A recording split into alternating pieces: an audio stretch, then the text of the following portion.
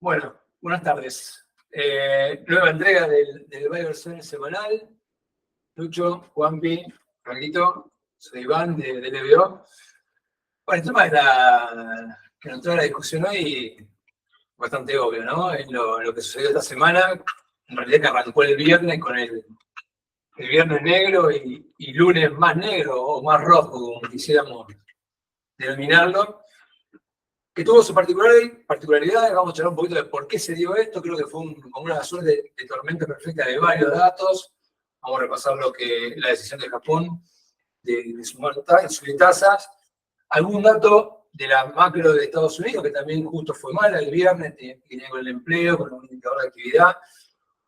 Y un punto que quisiera también charlar es cómo se comportaron los activos argentinos dentro de esto, porque creo que fue la sorpresa de todos los que estamos acá. En ese momento estábamos en la mesa viendo, sobre todo el lunes, ¿no? Cómo todo se caía a pedazos y los activos argentinos se sorprendieron con la performance que tuvieron en el día lunes. Y después, bueno, vamos a pasar qué pasó el martes y cómo llegamos al día de hoy, el jueves, cómo ese pánico, o esas reacciones de pánico, como llamamos al mercado, se sucedieron y está todo un poco más calmo.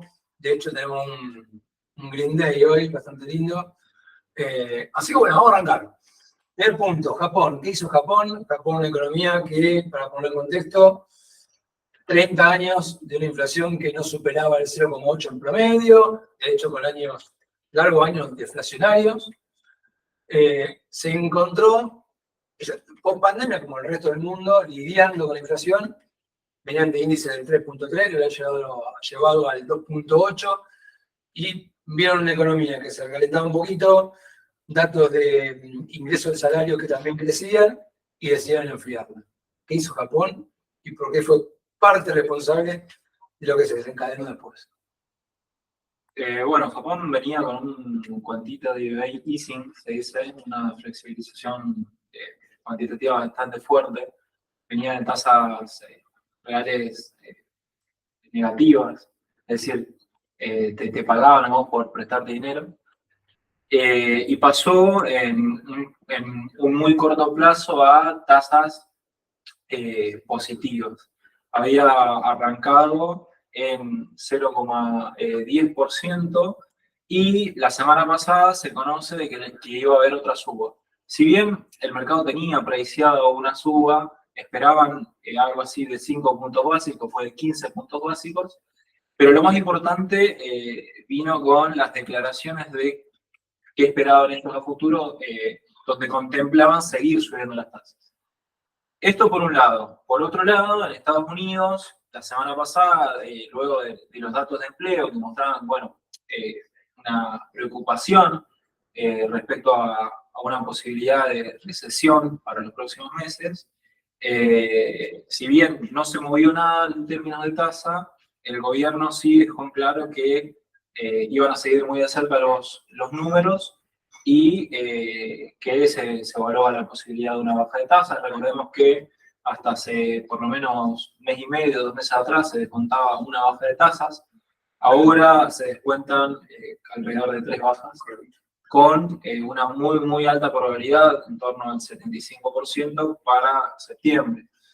Con lo cual, ¿qué nos encontramos? ¿Qué vio el mercado? El mercado es un mercado que viene de un bull market muy extenso.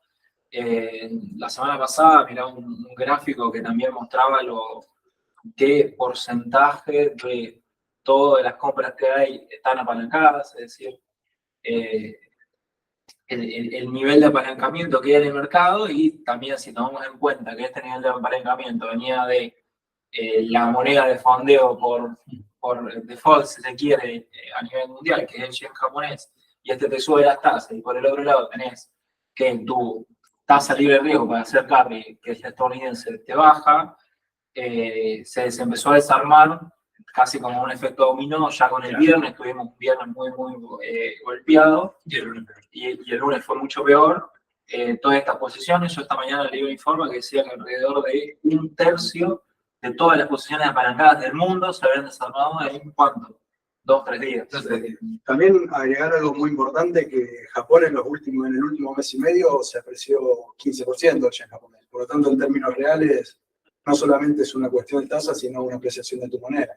Exactamente, eso en el fondo es lo que pega el carry trade, ¿no? Exactamente. Es tu moneda a la cual vos te endeudás se aprecia, vos en términos reales tu deuda termina siendo más grande. Entonces, por eso ese desarme masivo de posiciones del yen japonés. Y por eso lo arrastré con el resto de los mercados, porque vos tomabas plata en un lado, la colocabas en otro, y se dio esto que estaban recién explicando, que generó este movimiento a nivel global. Sí, una sobrereacción, Claro, ahí está. de manual, si se quiere, en el mercado, porque tampoco hubo de fondo una cuestión que haga saltar los mercados, como una crisis de deuda, como la pandemia, algo que justifique esos movimientos que vos decís, bueno, che, sí, puede caer 6-7% en un día, pero ¿por qué? Porque hay un inicio de una pandemia, la crisis del 2008, la crisis de las .com.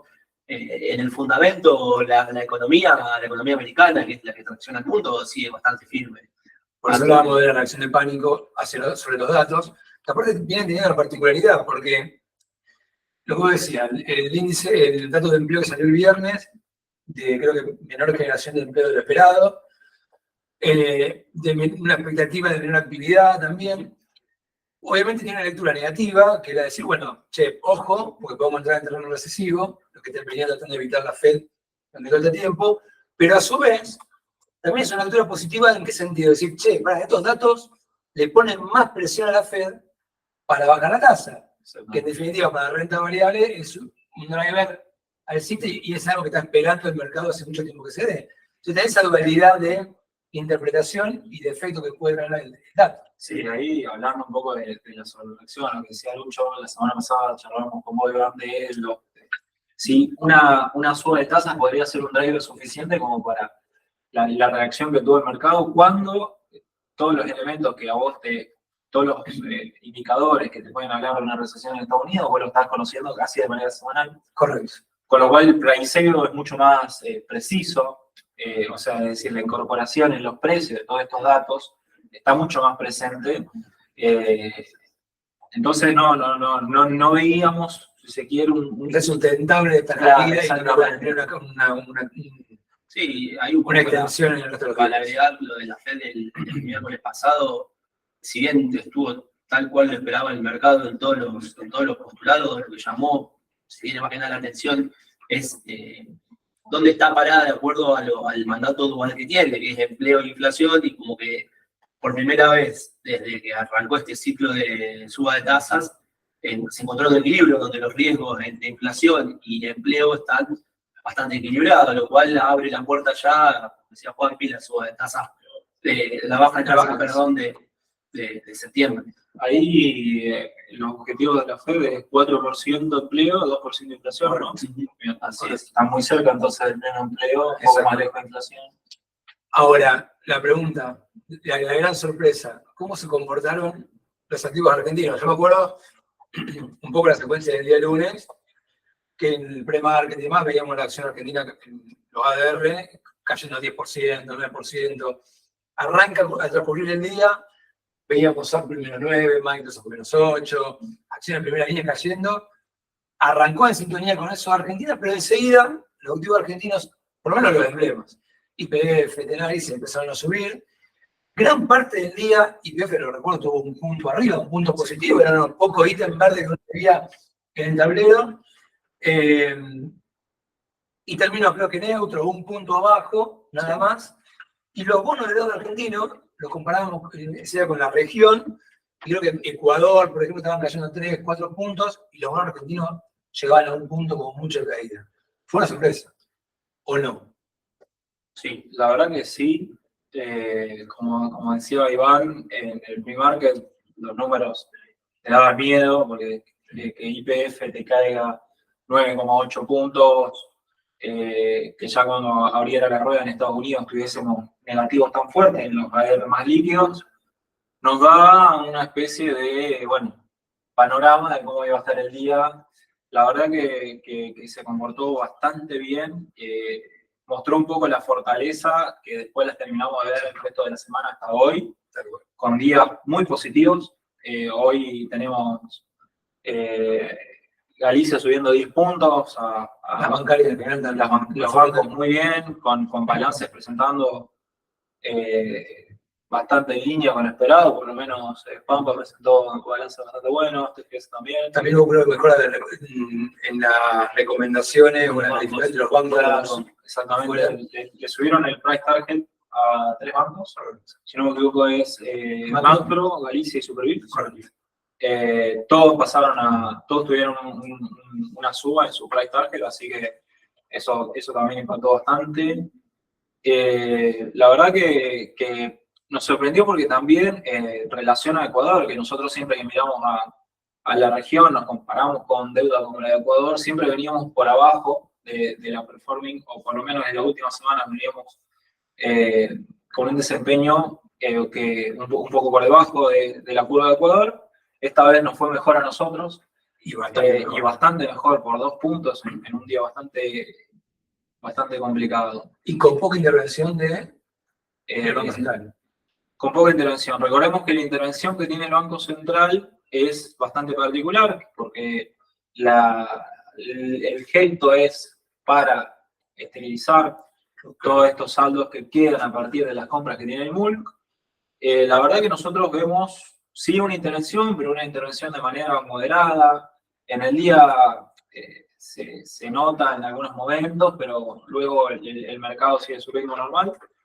Y así como, si bien Argentina fue de bastante resistente, si se quiere, a los aviones internacionales, yo creo que el Emerging Markets también se comportó bastante bien. Bien. Para cerrar, ¿qué pasó después del martes? ¿Con qué nos encontramos el jueves y qué perspectivas podemos tener? Porque pasó esta reacción de pánico del lunes, ya el martes se mostraron un poquito más positivos los mercados, el miércoles definitivamente más positivos, hoy están muy positivos, hubo un dato de empleo, hoy como contraposición de la semana pasada, importante y positivo en Estados Unidos. Sí, un dato que tomó el mercado relevante fue que el martes por la noche el presidente del Banco Central de Japón comentó de que si seguía viendo volatilidad en los mercados no era lo adecuado para subir las tasas, lo cual llevó al yen japonés a que vuelve a depreciarse. Eso fue un dato que el mercado tomó positivo. Yo creo que en general que el mercado estadounidense no haya reaccionado tanto como el japonés durante el día de lunes, haya mostrado esa fortaleza, que si bien cayeron las acciones, lo hicieron en menor medida que los pares japoneses, eso fue una señal muy positiva para el mercado y yo creo que a partir de eso arrancó la suba. Argentina con más beta, como solemos decir en el mercado, por obvias razones y además por los fundamentos de las empresas que vinieron presentando desde el lunes hasta ayer con Pampa, hoy presenta YPF, llegado el caso, fueron números bastante mejor de lo que esperaba el mercado y como broche de oro, si quiere, hasta el día de hoy, ayer se anunció un principio de acuerdo de un repo con el Banco Santander por $1.000 millones. Si bien el monto es poco, leía por ahí de que, por ejemplo, eso puede desencadenar que otros bancos hagan lo mismo. En 2016, cuando fue el repo con el Banco Central, fueron 7 bancos aportando casi 900, 800 millones de dólares cada uno. Entonces, como que es el primero de que probablemente sean muchos más. Veía un dato de que tiene que juntar de acá a fin de año, creo que es 7.000 millones de dólares. Puede ser. Luego del pago que se hizo el Fondo Monetario ahora, debería estar recomponiendo reserva por aproximadamente ese número. Pero bueno, es algo que decir, ¿no? Que un primer banco pone 1.000 y se empieza a desencadenar, otros se suman, es un buen dato que le da más firmeza a la banca. Igualmente los vencimientos de deuda grandes son de enero del 2025 y julio del 2025. Ahí tenés concentrado aproximadamente 14.000 millones de dólares que tenés que abonar entre Fondo Monetario y deuda privadas. Bueno, ¿algo más por agregar que haya quedado en tintero? No, quizás en el plano local salió ayer el REM ajustando de nuevo a la baja las perspectivas de inflación. Importantísimo. Llamativo que hoy con la inflación de Cava un poco se haya contradecido porque salió 5 puntos, si no me equivoco, Cava. La infla implícita que tenía en la curva CER venía bastante optimista, más optimista que el REM incluso, priceando desde septiembre hasta diciembre una inflación del 2,2% promedio. Con lo cual, bueno, hoy vimos un poco de suba, después de varias semanas a la baja en el puro hacer, acomodando un poco las expectativas en torno a una infla entre el 3 y el 4%. Bueno, creo que hemos hecho un buen repaso de lo que sucedió la semana, de jueves a jueves, con todos los vaivenes, con la volatilidad que tuvo la semana. Así que bueno, espero nos juntamos el jueves que viene a ver qué tema nos reúne. Bueno, muchísimas gracias, chicos. Muchas gracias.